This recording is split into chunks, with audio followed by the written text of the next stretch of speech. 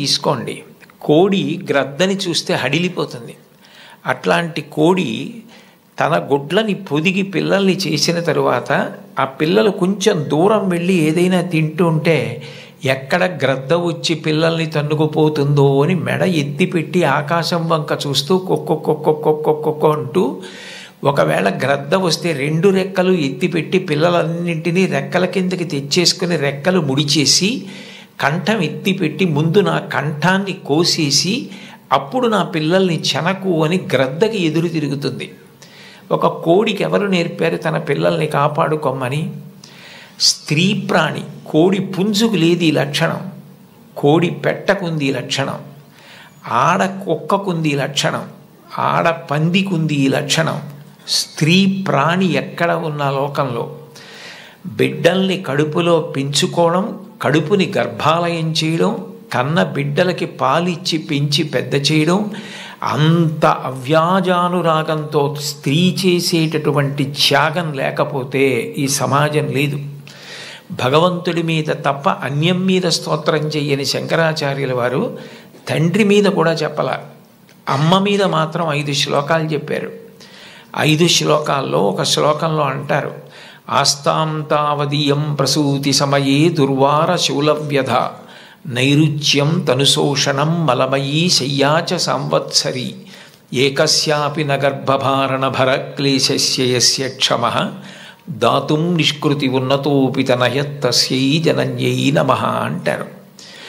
9 నెలలు కడుపు పెద్దదై వికారమును పొంది తాను వంగలేక పని చేసుకోలేక తిందామంటే ఆహారం సహించక ఎంతో కష్టపడి తాను మరణ సదృశమైనటువంటి వేదన పొంది అన్ని నిప్పులు పడి బిడ్డని ప్రసవించి ఆ బిడ్డకి పాలిచ్చి పెంచి పెద్ద చేసి ఏడాది పాటు చలికాలం లేదు, వర్షాకాలం లేదు, మంచంలోనే మలమూత్ర విసర్జన చేస్తే ఆ మలమూత్రములను తుడిచి కడిగి బిడ్డని రక్షించి తాను ఉపవాసాలు చేసి చిట్ట చివరికి అవసరమైతే పిల్లవాడు ఎంత పెద్దవాడైనా వాడికి ఏదైనా కించిత్ అనారోగ్యం కలిగిందంటే భయం వేసినటువంటి మనసుతో నా ఆయుర్దాయం కూడా నువ్వే పోసుకొని బ్రతుకని అనగలిగినటువంటి వ్యక్తి ప్రపంచంలో ఉంటే అది అమ్మ ఒక్కతే.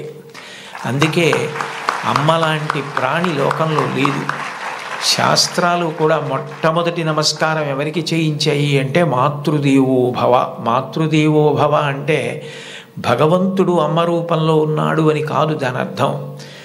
అమ్మయే భగవంతుడై ఉన్నది, భగవతి అమ్మ. అమ్మ భగవంతుడు 2 కాదు. ఎందుకనంటే ప్రాణం పోయేటప్పుడు కూడా ఎక్కడ కొడుక్కి ఇబ్బంది కలుగుతుందోనని కొడుక్కి ఇబ్బంది కలగకుండా వాడికి ఏ విధమైనటువంటి క్లేశము పొందకుండా తాను వెళ్ళిపోవాలని తల్లి కోరుకుంటుంది. సభలో చెప్పడం నాకు ఇష్టం లేదు, కానీ నేను ఉద్యోగం చేసిన రోజుల్లో నాతో పాటు ఉద్యోగం చేసినటువంటి ఒక వ్యక్తి తల్లి, ఆమెకి గుండె నొప్పి వస్తోందని తెలిసినా కొడుక్కి చెప్తే ఎక్కడ కొడుకు వైద్యానికి తీసుకెడతాడో, ఎక్కడ కొడుక్కి చాలా డబ్బైపోతుందో, ఆడపిల్లలు పెళ్ళికి ఎదిగొచ్చారు, మగపిల్లలు చదువుకుంటున్నారని చెప్పడం మానేసి కొడుకు నిద్రపోవడానికి వెళ్ళిపోతుంటే పిలిచి ఒక్కసారి ఇలా కూర్చొని ఒళ్ళో తలపెట్టుకుంటానని, ఒళ్ళో తలపెట్టుకుని నేను నిద్రపోయిన తర్వాత నువ్వు వెళ్ళి పడుకో అని అంటే ఆవిడ ఉద్దేశ్యం ఏంటంటే ఆవిడ శాశ్వత నిద్రలోకి వెళ్ళిపోతోంది. ఆ కొడుకు ఒళ్ళో తలపెట్టుకుని పడుకుంటే కొంతసేపటికి తల్లి కదలటం లేదని వాడు కదిపి చూస్తే తల్లి శరీర త్యాగం చేసేసింది. ఆ తర్వాత తెలిసింది, తన భార్య చెప్పింది, కొంచెం గుండెల్లో నొప్పిగా ఉందమ్మా, బరువు పని చేయలేకపోతున్నాను, కానీ వాడికి మాత్రం నువ్వు చెప్పకు సుమా అని ఒట్టేయించుకుందట కోడలతో. అది తల్లి అంటే. అమ్మ అంటే అంతటి ప్రేమైకమూర్తి. అమ్మ లాంటి వ్యక్తి జీవితంలో ఇక దొరకదు. జీవితంలో అన్నిటికన్నా పెద్ద నేరం ఏమిటంటే అమ్మకి చెప్పలేము అన్న పని మనం చేయడమే. ఏ పని మనం చేస్తామో అది అమ్మకి చెప్పగలగాలి. మీరు ఏ పని చెయ్యండి, ఇది అమ్మకి నేను చెప్పలేను అన్న పని మీరు జీవితంలో ఎప్పుడూ చెయ్యకూడదు. భగవంతుడెంతో అమ్మ అంతే. మీరు మహాత్ములైన వారి ఎవరి జీవిత చరిత్ర పరిశీలించండి. అమ్మకి నమస్కారం చెయ్యకుండా, అమ్మ గొప్పతనం చెప్పకుండా లేరు. ఈ రాష్ట్రానికి ముఖ్యమంత్రి చేసినటువంటి ప్రాతస్మరణీయులు టంగుటూరి ప్రకాశం పంతులు గారు తన జీవిత చరిత్రలో వ్రాసుకున్నారు. తాను మిడిల్ స్కూల్లో ప్రవేశించినప్పుడు 3 రూపాయలు జీతం కట్టలేకపోతే 25 మైళ్ళ దూరం నడిచి వెళ్ళి వాళ్ళ బావగారిని అప్పడిగితే ఆయన దగ్గర కూడా డబ్బు లేకపోతే మళ్ళీ 25 మైళ్ళు వెనక్కి తిరిగి వచ్చి, అమ్మ అప్పు దొరకలేదు, బావగారికి దగ్గర కూడా లేవుట, నేను చదువు మానేస్తానంటే అప్పటికి ఆ తల్లికి ఉన్నది ఒక్క పట్టు చీర. ఆ పట్టు చీర పట్టుకెళ్ళి ఆ రాత్రికి రాత్రి తాకట్టు పెట్టి ఆవిడ ఆ డబ్బు పట్టుకొచ్చి చదివిస్తే ప్రకాశం పంతులు గారు బ్యారిస్టర్ అయ్యి రాష్ట్రానికి ముఖ్యమంత్రి అయ్యారు. ఆయన తన జీవిత చరిత్రలో అమ్మ గురించి అంత గొప్పగా వ్రాసుకున్నారు. ఏపీజే అబ్దుల్ కలాం గారు, ఆయన పేరు చెప్తే పిల్లలు పరవశించిపోతారు. కాకినాడలో ఒకసారి నేను గోశాలకు వెడుతుంటే సాయంకాలం వేళ పిల్లలు స్వచ్ఛందంగా, అదేం ఎవ్వరూ నిర్వహించింది కాదు, వాళ్ళంతట వాళ్ళుగా బయటికి వచ్చి కొవ్వొత్తులు పట్టుకుని ఎడుతున్నారు కొంతమంది. నాకు ఏమిటి ఇక్కడ ఏమీ కనపట్టలేదు, ఇక్కడ ఏమీ నినాదాలు లేవు, నడిపిస్తున్న వాళ్ళు లేరు, పిల్లలు ఎందుకు కొవ్వొత్తులు పట్టుకుని వెళ్తున్నారని నేను వాళ్ళని అడిగాను, ఏమ్మా ఎందుకు ఎడుతున్నారని. మహానుభావుడు అబ్దుల్ కలాం గారు శరీరం విడిచిపెట్టేశారండి, అందుకని కొవ్వొత్తులు పట్టుకుని ఎడుతున్నా ఉన్నారు. నేను ఈ మధ్య కాలంలో ఒక నాయకుడు వెళ్ళిపోతే, ఒక వ్యక్తి మరణిస్తే పిల్లలు స్వచ్ఛందంగా కొవ్వొత్తులు పట్టుకుని వెళ్ళడం చూసింది అబ్దుల్ కలాం గారి విషయంలో చూశాను. అటువంటి అబ్దుల్ కలాం గారు వింగ్స్ ఆఫ్ ఫైర్ అని ఇంచుమించు తన జీవిత చరిత్ర ఆ పుస్తకంలో వ్రాసుకున్నారు.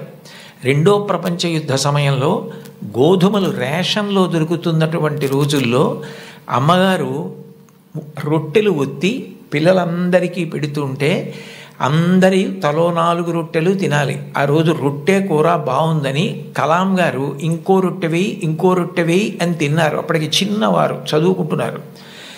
ఇంకో రొట్టె వెయ్యని తినేస్తే అన్నగారు వచ్చి, నువ్వు రొట్టెలు ఎక్కువ తినేశావు, 2వ ప్రపంచ యుద్ధం జరుగుతోంది, రేషను గోధుమలు దొరకట్లేదు, అమ్మకి రొట్టెలు లేవు, నీకు పెట్టేసింది, అలా తినచ్చా అన్నారు. అమ్మకి తినవలసిన రొట్లు తాను తినేశానన్న న్యూనతాభావంతో కలాం గారు వలవలా ఏడుస్తుంటే తల్లిగారు వచ్చి గట్టిగా కౌగిలించుకొని, నాన్న నువ్వు తింటే నేను తిన్నట్టేరా, నాకు చాలా సంతోషంగా ఉంది అంది మా అమ్మ.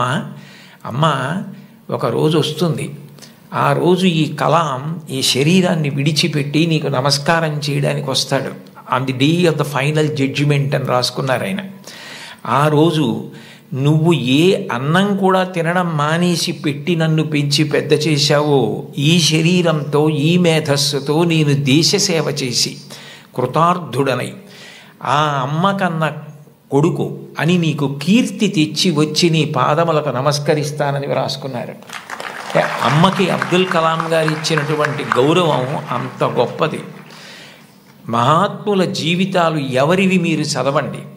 అంతవరకు ఎందుకు, మీ అందరికీ తెలిసిన్నటువంటి వ్యక్తి నోరి దత్తాత్రేయుడు గారని, ఇవాళ ప్రపంచ ప్రఖ్యాత క్యాన్సర్ స్పెషలిస్ట్, ఒకప్పుడు భారతదేశానికి రాష్ట్రపతి పదవి నిర్వహించినటువంటి వ్యక్తి, మాన్యులు శ్రీ నీలం సంజీవరెడ్డి గారికి క్యాన్సర్ వస్తే వారే ఆ వైద్యం చేసి ఆ వ్యాధి పోయేటట్టు చేశారు. ఆయన చిన్నతనంలో పడిన కష్టాల గురించి ఆయన వ్రాసిన పుస్తకం చదివితే ఆశ్చర్యం వేస్తుంది. వాళ్ళ అమ్మగారు పడ్డ కష్టం, ఎంత కష్టపడి ఆయన్ని పెంచి పెద్ద చేశారో, ఆయన విదేశాలు వెళ్ళి అంత పెద్ద క్యాన్సర్ స్పెషలిస్ట్ అయిన తర్వాత ఆయన చేసిన మొదటి పని ఏమిటంటే, మా అమ్మ ఒంటి మీద బంగారపు నలుసు లేకుండా అమ్మి మమ్మల్ని పెంచి పెద్ద చేసింది, ఆ అమ్మకి 2 బంగారు గాజులు కొంటే నా జీవితం ధన్యమని గాజులు కొనుక్కుని విదేశాల నుంచి వచ్చి అమ్మ చేతులకి తొడిగి ఆనంద బాష్పాలు కార్చారు. ఈ జాతి మొదటి లక్షణం అమ్మని గౌరవించడం. మాతృదేవో భవ. మీరందరూ పిల్లలు, మీరు నేర్చుకోవలసిన మొట్టమొదటి నియమం ఏది అంటే అమ్మని గౌరవించడం నేర్చుకోండి. అమ్మకి నమస్కారం చెయ్యండి. మీరు పాఠశాలకి వచ్చేటప్పుడు అమ్మకి నమస్కారం చేసి రావడం మీకు అలవాటైతే, మీ అమ్మగారి కన్నా మీకు అత్యంత ప్రేమతో ఆశీర్వచనం చెయ్యగలిగిన వ్యక్తి ఈ సృష్టిలో వేరొకరు ఉండరు. ప్రాణం పోయేటప్పుడు కూడా మీరు వృద్ధిలోకి రావాలని కోరుకునే ఏకైక వ్యక్తి ఎవరైనా ఉంటే తల్లి ఒక్కతే. అంత గొప్పది అమ్మ. బాలమురళీకృష్ణ గారి తల్లి ఆయన పుట్టిన 10 రోజుల్లో మరణించారు. ఆయన వ్రాసుకున్నారు, నన్ను కనడానికే మా అమ్మ పుట్టిందేమో అని రాసుకున్నారు. భారత ప్రధానమంత్రి నరేంద్ర మోదీ గారు ఈ మధ్యకాలంలో ఒక విదేశీ ఛానల్కి ఇచ్చిన ఇంటర్వ్యూ మీరు చూసి ఉంటారు. అసలు నేను ఆశ్చర్యపోయాను ఆయన చెప్పిన మాటలు విని. నిరుపేద కుటుంబంలో పుట్టారు. వాళ్ళ అమ్మగారు అంత కష్టించి పనిచేసేవారు, వాళ్ళ నాన్నగారు కూడా అంత కష్టపడి పనిచేసేవారు. ఆయన ఆ ఇంటర్వ్యూలో ఒక మాట అన్నారు, అసలు నాకు బూట్లు వేసుకోవడం అంటే తెలియదు, కానీ బూట్లు లేవన్న పేదరికం మా మనసుకి అందకుండా మా అమ్మ పెంచింది. అంటే ఉన్నదానిలో అంత తృప్తిగా బ్రతకడం మా అమ్మ నేర్పింది. మాకిది లేదు, మేము చేతకాని వాళ్ళం, మేము వెనకపడిపోయాం అన్న భావన కలిగితే ఉత్సాహం రాదు. అటువంటి భావన కలగకుండా ఎప్పుడూ ఉన్నదానితో తృప్తిగా పరమ సంతోషంగా గడిపాం. అన్నదమ్ములు, అక్క చెల్లెళ్ళు అందరం కలిసి